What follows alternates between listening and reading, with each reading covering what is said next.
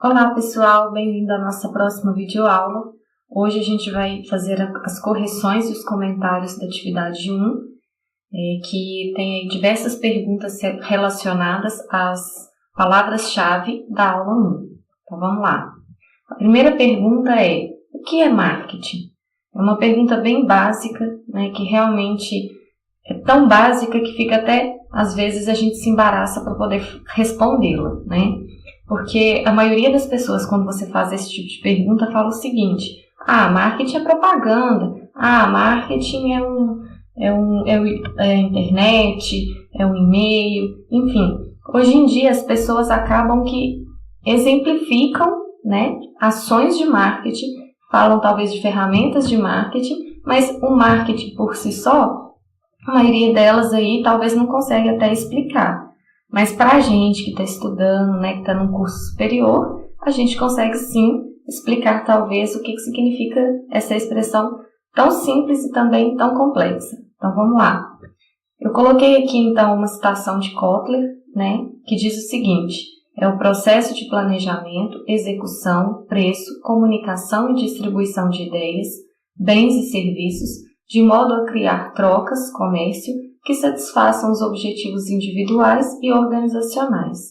Então, esse é um dos conceitos que realmente eu mais gosto, né? Tem muitos autores que trabalham aí essa questão do que é o marketing, mas realmente o Kotler aqui com essa frase ele consegue simplificar. Então, quer dizer, marketing não é simplesmente só o processo de comunicação, né? Ele envolve o planejamento, a execução, o preço e também a distribuição, seja de ideias, bens, serviços, enfim, que favoreça aí uma troca entre os dois lados, tanto de quem está comprando quanto de quem está vendendo. Ou seja, não adianta satisfazer só os nossos objetivos enquanto consumidores, né? A nossa satisfação e fidelização, mas que fique bom também para a empresa, né? Que ambos ganhem.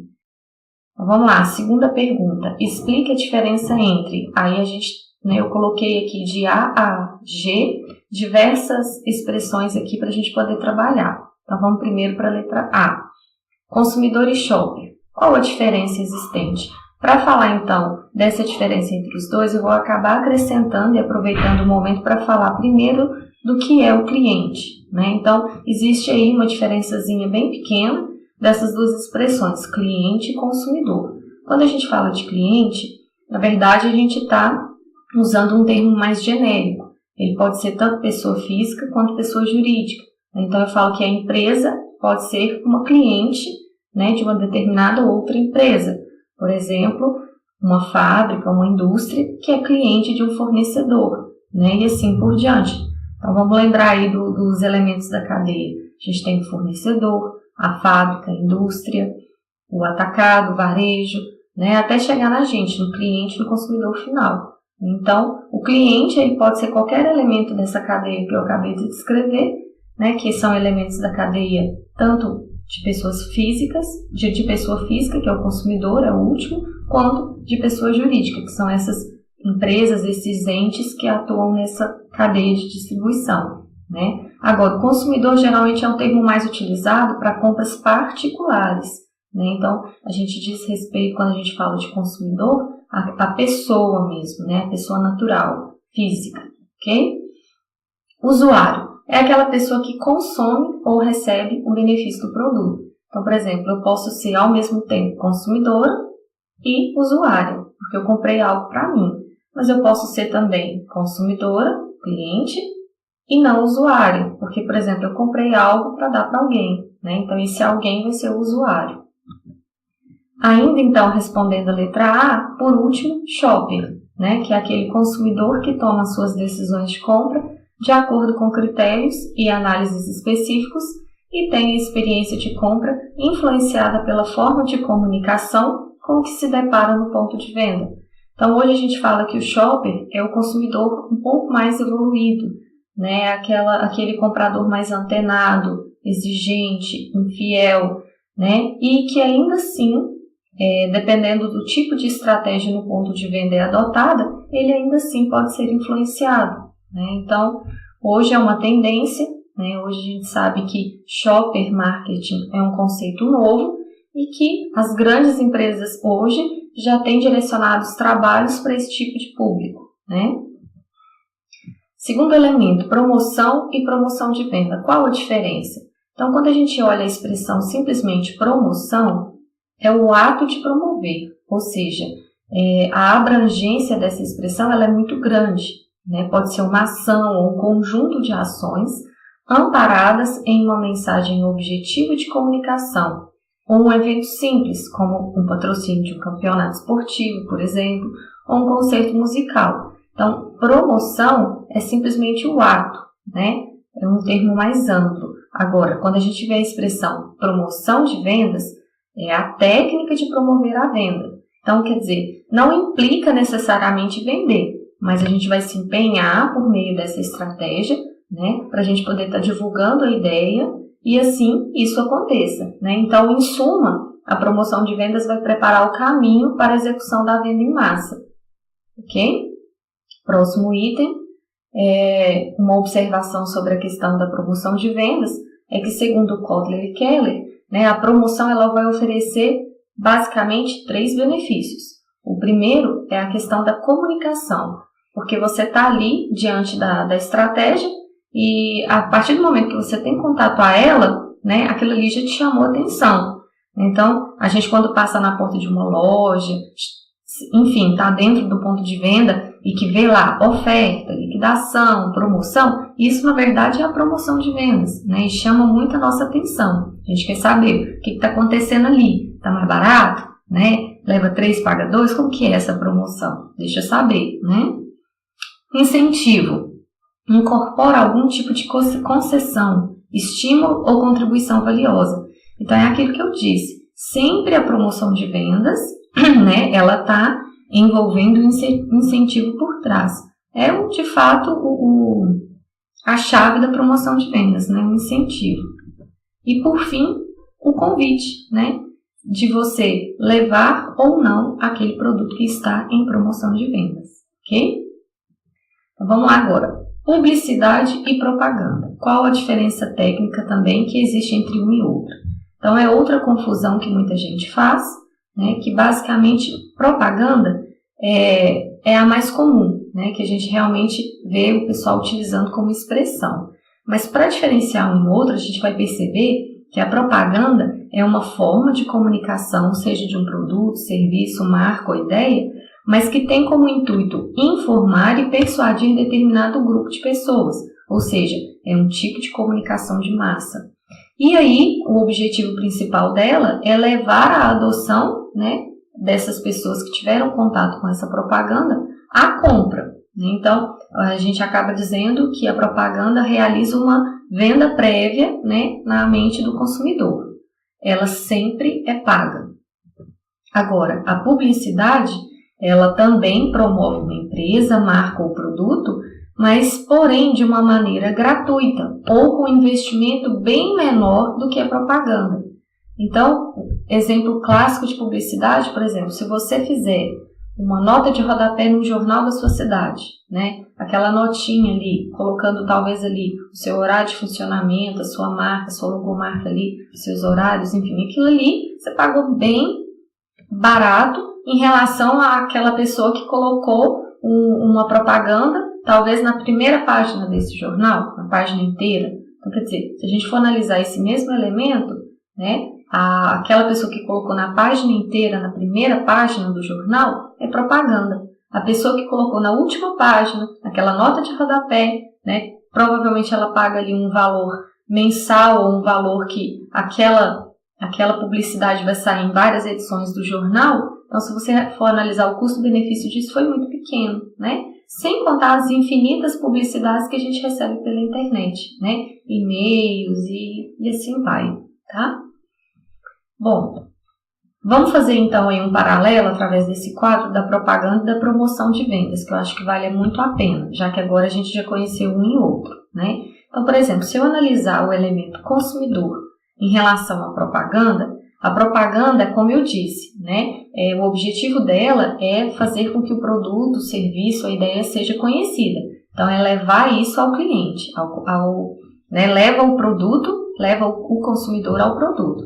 Agora, a promoção de vendas não. O objetivo é o contato a estar ali. imediato. Então, é levar o produto a ele, né, para que ele tenha o conhecimento, seja comunicado e incentivado a levar aquele produto, né. O outro elemento em relação aos dois, né, a promoção e a propaganda e a promoção de vendas, é a venda. Como eu disse, a propaganda realiza uma venda prévia na mente do consumidor. Agora, a promoção de vendas estimula a compra imediata, né?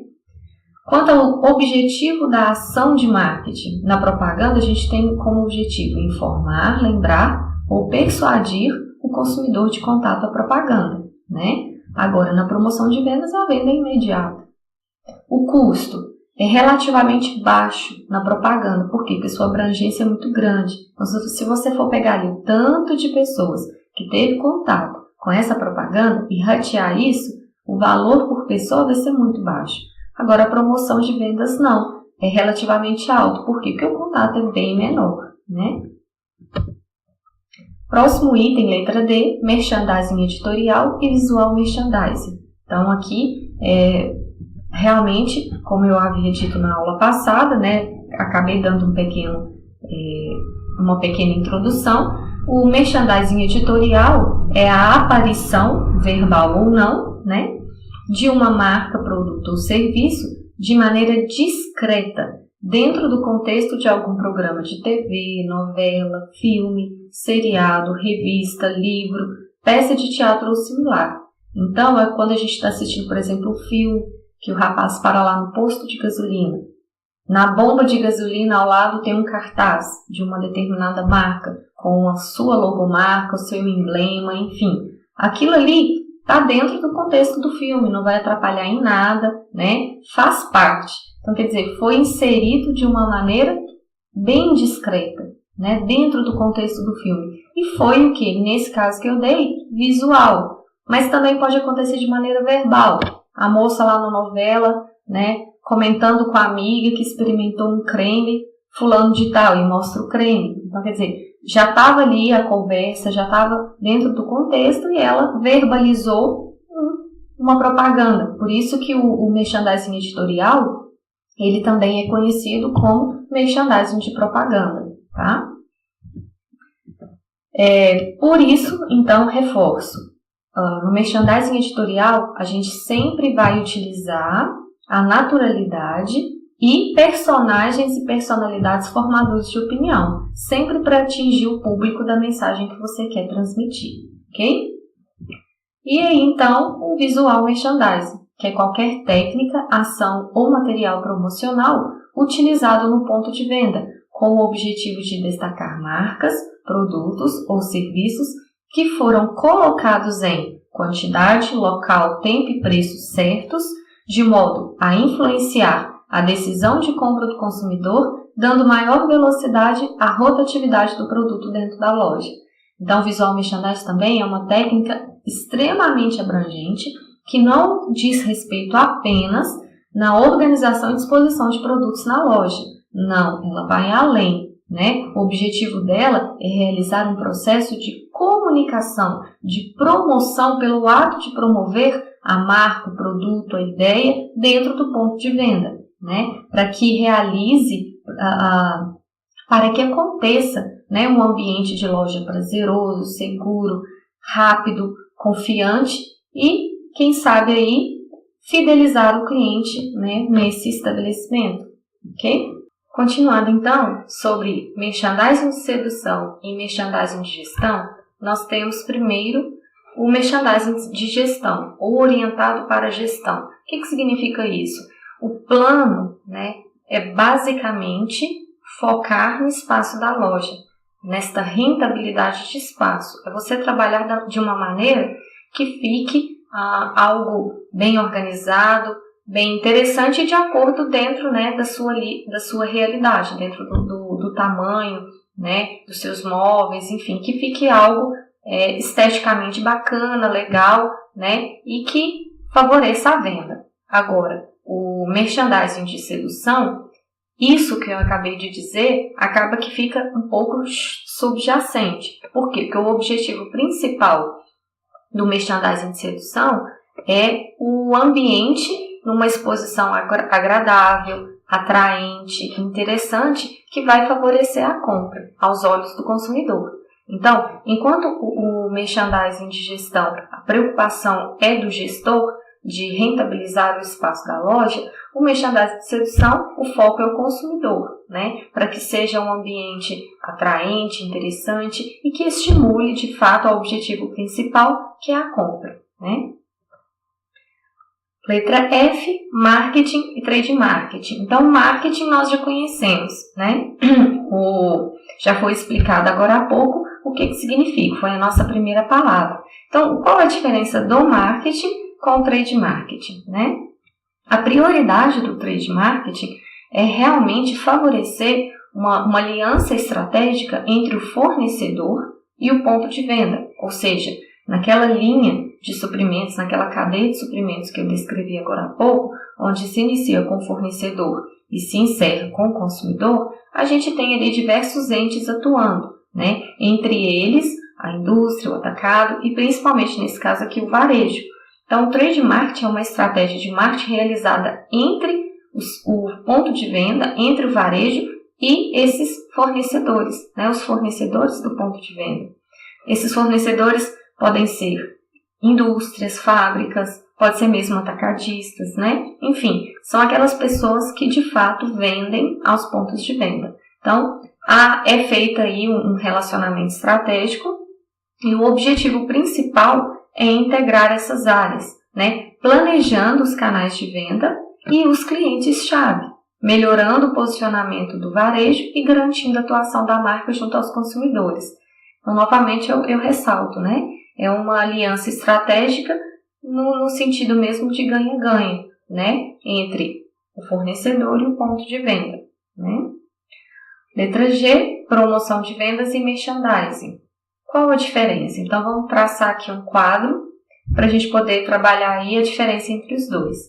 No quesito prazo de sua realização, a promoção de vendas a gente sabe que é por tempo determinado. Então, ela vai se iniciar e acabar num determinado período, né? Geralmente, o mais comum é durar 30 dias, mas isso depende muito dos estoques, da estratégia e de uma infinidade de outros atributos. Quanto ao merchandising, o prazo da sua realização é indeterminado. Por quê? É constante, né? Então, geralmente são estratégias que você chega no ponto de venda e aquilo ali já foi trabalhado para fazer parte do ambiente de loja, né? Não é algo que vai começar e terminar numa data específica, né? Quanto ao material de apoio, tudo que é utilizado de material promocional, publicitário, na promoção de vendas, não necessariamente ela tem que estar de acordo com a filosofia de comunicação da empresa ou do produto, mas no merchandising tem, por quê? Se é um material constante, tem que existir esse elo, né? O merchandising é uma ação mais a curto prazo. Então, quando você trabalha com ações de marketing prévias que vão culminar no merchandising, o merchandising tem que estar de acordo com tudo anteriormente proposto, né? Que é a filosofia de comunicação da empresa. Ok? Então, vamos seguir para a pergunta número 3. Qual a diferença entre necessidade, desejo e demanda no marketing? Existe uma relação entre elas? Existe sim. Então, vamos lá. Primeiro, a necessidade.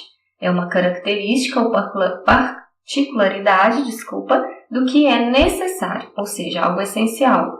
É aquilo que não se consegue evitar, inevitável. Por exemplo, o caso da comida. Comida é uma necessidade, né? Para a gente é inevitável, para a nossa sobrevivência. Agora, o desejo é uma aspiração, é uma vontade de ter algo ou obter algo, né? Por exemplo, o desejo de perdão. Então, não necessariamente é só, num conceito mais amplo da palavra, a vontade de possuir, de comprar alguma coisa, né? Pode ser também um desejo, no sentido de sentimento, algo do tipo, né? Aqui num conceito mais amplo. Mas para o marketing, se a gente for analisar, o Kotler coloca para a gente o desejo como desdobramento da necessidade. O que isso significa? Que a necessidade, realmente, ela é algo inevitável. Porém, a forma como você vai satisfazer a necessidade entra o desejo. Ou seja, como você vai satisfazer aquela fome, né? Então, assim, se a gente... vamos traçar uma conclusão a respeito disso. A princípio, relação entre necessidade e desejo. Então, a necessidade, ela pré-existe. O desejo, não. Não se cria necessidade. Porém, pode-se influenciar desejos, né? Então, isso é colocado pelo Kotler e realmente é trabalhado e visto por muitos profissionais dessa forma. Então, o marketing, ele não cria necessidade. O marketing, na verdade, influencia desejos, vontades, né? De modo que tem aí satisfação não só do cliente, mas também dos anseios organizacionais. E a última expressão desta relação é a demanda, que é a predisposição física e financeira para adquirir produtos. Então, o quanto o cliente deseja e está disposto a pagar por um determinado produto. Ou seja, ele deseja o benefício, ele procura por aquela solução. Então, o quanto ele está disposto de maneira física e financeira para adquirir, né? Então, se a gente for traçar aqui um exemplo, fome. Fome é necessidade. Então, eu estou com necessidade de fome. Como que eu vou satisfazer a minha fome? Aí entra o desejo. Ai, nossa, que vontade de comer uma pizza. Então, essa vontade é o desejo. Será que eu tenho predisposição física e financeira para comprar essa pizza? Vamos imaginar que a gente está no final do mês, né? Naquela pindaíba mesmo. Então, quer dizer, será que vai existir a predisposição financeira? Nesse caso, não. Então, o que eu vou fazer? A fome não tem jeito, eu tenho que satisfazer. Então, eu vou matar essa minha fome de outra forma. Não vai ser comendo pizza. Não vou ter o meu desejo satisfeito. Agora, e se eu tiver, né? Tenho a vontade e tenho dinheiro. Aí sim, então, eu vou matar esse meu desejo, essa minha vontade comendo a pizza. Ok? Então, próxima pergunta. O que é persuadir para o marketing? Então, vocês viram ali, agora há pouco, diversas explicações relacionadas principalmente à questão da propaganda, que menciona muito essa questão de persuasão. Então, a persuasão nada mais é do que o ato ou efeito de persuadir-se. Então, quer dizer, a gente mesmo pode, querendo ou não, criar meios e estratégias de persuadir a gente mesmo. Assim como o próprio marketing, através de suas ações e estratégias, realizam a persuasão com a gente a todo momento, né? Então, sempre buscando essa convicção, essa certeza, esse convencimento para, por fim, a conquista, né? Qual é a conquista?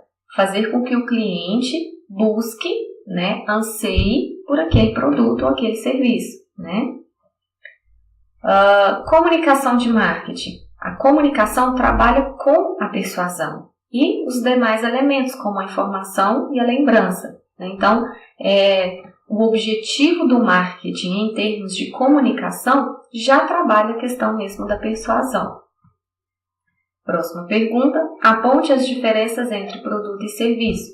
Então, para a gente poder fazer aí essa explicação do que vem a ser produto e serviço, é claro que aqui eu gostaria de fazer uma observação, ela não se finda no que eu vou apresentar para vocês, mas é apenas alguns elementos que eu acredito que são bem básicos, primordiais para a gente poder estar traçando mesmo essas diferenças. Então, olha só. Primeiro elemento é a perecibilidade. O produto ele pode depender da categoria, para ele ser mais ou menos perecível. Por exemplo, um alimento é mais perecível do que um carro. Agora, o serviço ele é altamente perecível. Por quê? Porque ele é consumido na hora. Não é como o serviço que não é como o produto, que você pode comprar hoje e consumir depois. Esse depois, como eu disse, vai depender da perecibilidade. O depois, tipo horas, ou depois, tipo meses, dias, né? Agora, a estocabilidade, que é o outro elemento aí da diferença entre os dois. A estocabilidade aqui também se relaciona à durabilidade. Quanto mais durável for, mais tempo ele pode ficar estocado. É o caso do produto, né? Que com certeza pode ser estocado. O serviço não tem como eu estocar um serviço. Output. O que é output? É a saída, o resultado, né? Então, qual é o output de um produto? É sempre, quase sempre, melhor dizendo, padronizável, né?